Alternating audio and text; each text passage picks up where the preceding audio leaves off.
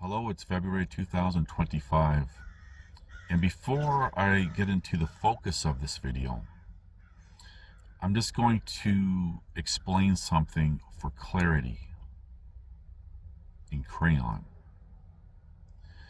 Now, my last videos, which have become a video series with regards to psyops, and it began focusing primarily on the protests of rubber and the individuals who have been convicted with regards to all that.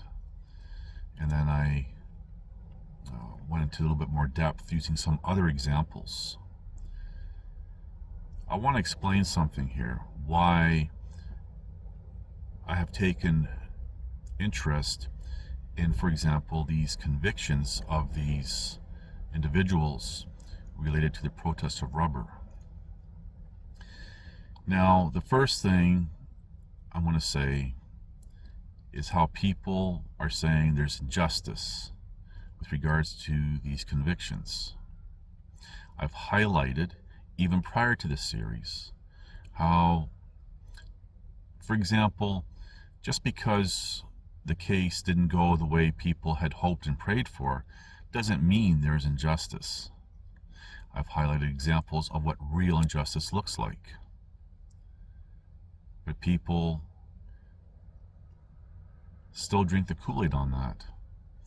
And I've offered this information to edify people on how to, for example, spot real injustice.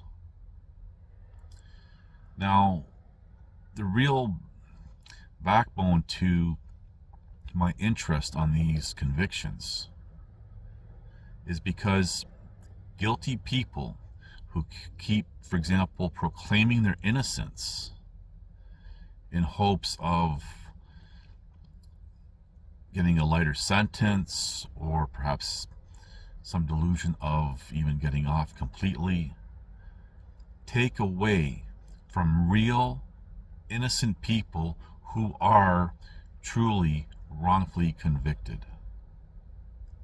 And not only that, but there are real people, for example, who have tried to help society overall and who have wrongful convictions, who need help, and people's generosity are being diverted from real people who have really tried to help others, society, and who truly need help and who are truly wrongfully convicted. These funds are getting diverted to fake people. And this really, really hits home for me. And this is really one of the major reasons why I have been focusing on this. Just to recap real quick. 1, trying to edify people who don't want to listen, apparently, what real injustice is. And I've given examples even using my case in Alberta, Canada, what real injustice looks like. And the diversion of, for example, resources, funds, to help people who actually need help, who have sacrificed so much to help others. And I've highlighted, for example, I'm not the only one who sacrificed everything.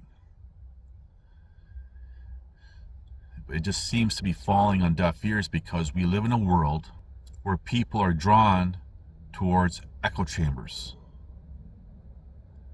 People don't care what the truth is, just what they want the truth to be. Now, I feel bad for these individuals who are convicted, who ruin their lives by their own doing. But there's another case that has come out where another individual, James Sowery or something, was convicted of,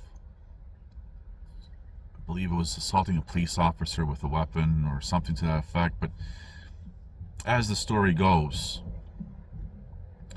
he apparently ran through barricade, running over these really big pylons in a transport truck, and directed the truck towards some police officers that were standing on the roadside, this blockade, this checkpoint. And people think that he's innocent because he keeps proclaiming his innocence.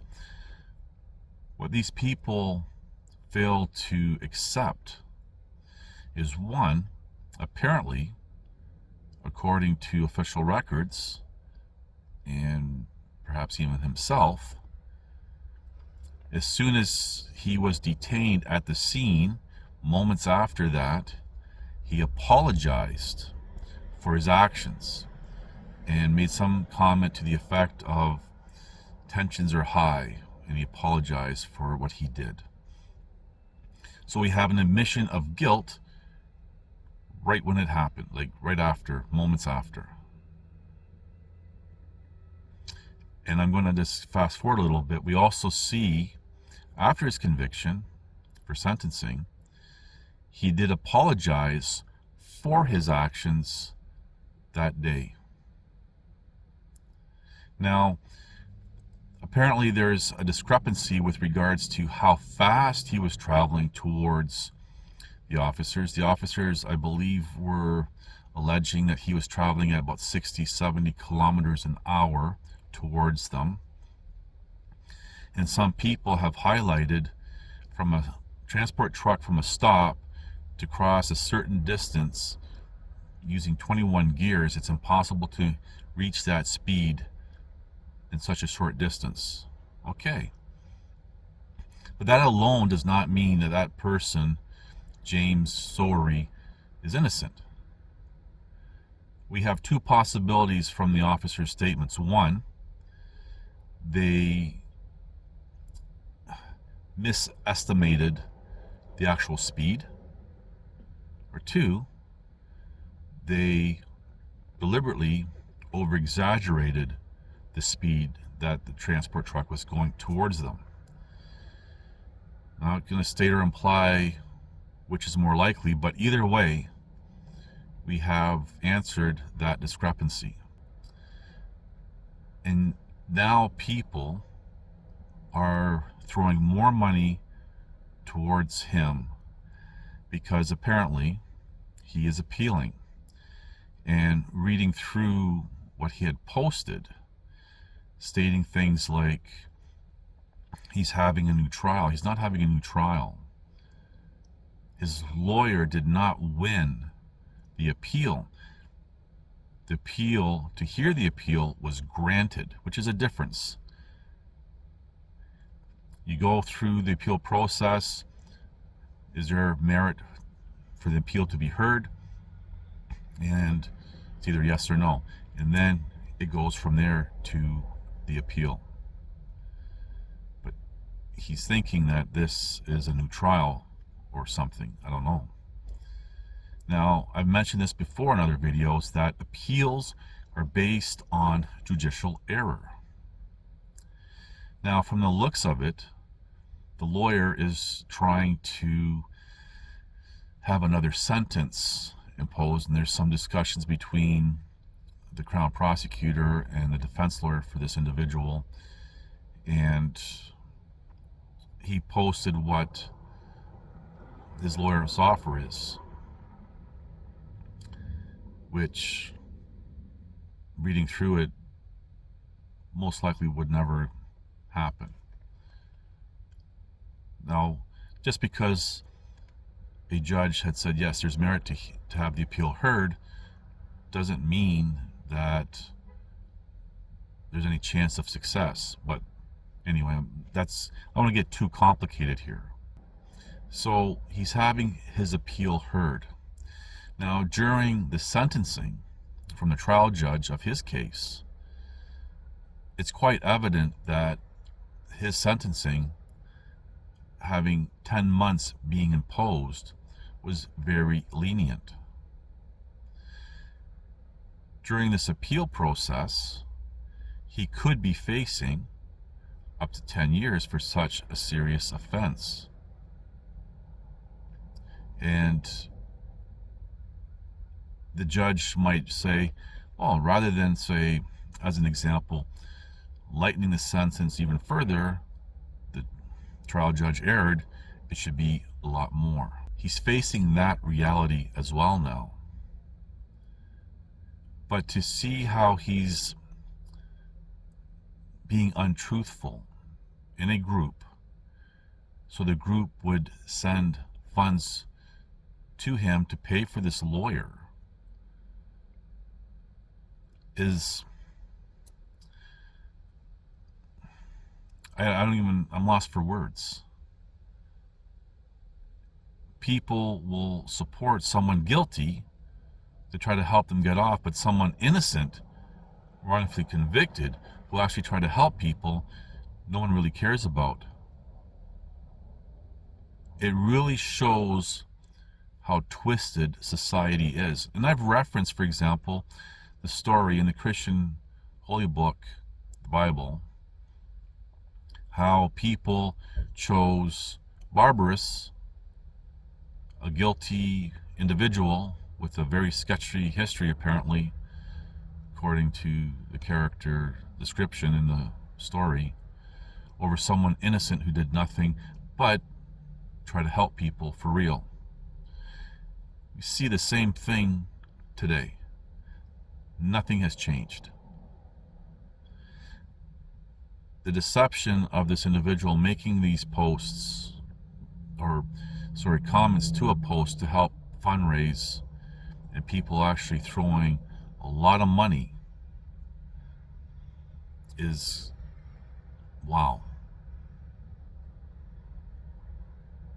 I'm just lost for words. And one of the other things that he highlighted was how his lawyer got him out of jail for the appeal process, and how wonderful this lawyer is for doing that, not realizing that, yeah, it's common practice to have sentencing stayed while the appeal process is going. There's nothing unusual or great about it. That's just, I mean, there's exceptions. Someone's a threat to society or whatever, but more times than not, that's granted. We'll just kind of simplify it there. But again, people, especially people who call themselves truthers and freedom fighters, so-called, are helping, again, a guilty person who admitted their guilt at the time of the event and after they were convicted to try, I don't know, get a lesser sentence. And what this individual is going to be doing, more than likely, is making things a lot worse for themselves, because the appeal court will recognize that the trial judge was very lenient when it came to a 10-month sentence. And you have to think about this. He was sentenced last year. His 10 months would have been done and over with, and life would have continued on, but dragging this out is not doing him any favors. And I'm sure if he has a good lawyer, they would have told him all this. But again, now we're basing everything on people's emotions, hopes, which is the impossibility of reason, and prayers for some other outcome. So perhaps this is maybe more for myself personally, just a vent, how disgusted I am with society, reinforcing that my efforts are not worth it, because how I'm living and trying to survive, being wintertime, trying to keep warm, trying to keep fed, trying to pay bills. Not very much, but people are throwing tens of thousands of dollars at this individual who is guilty, who didn't accomplish anything. And I don't know what more I can say. But I do feel bad for these individuals. That's all I have to say. Anyway, thank you for watching. Please like, subscribe, comment, and share.